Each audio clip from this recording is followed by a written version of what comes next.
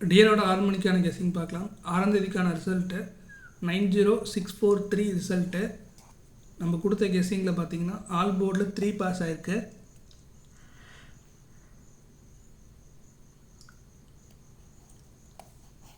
So C board மட்டும் pass ஆகிருக்கு, AB pass ஆகலை. 7ஆம் தேதிக்கான கெஸ்ஸிங்குள்ளே போயிடலாம்.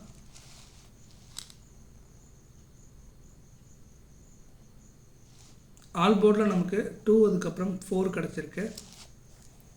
ஏ போர்டில் 7 அதுக்கப்புறம் 4 கிடச்சிருக்கு. பி போர்டில் 9 அதுக்கப்புறம் 4 கிடச்சிருக்கு.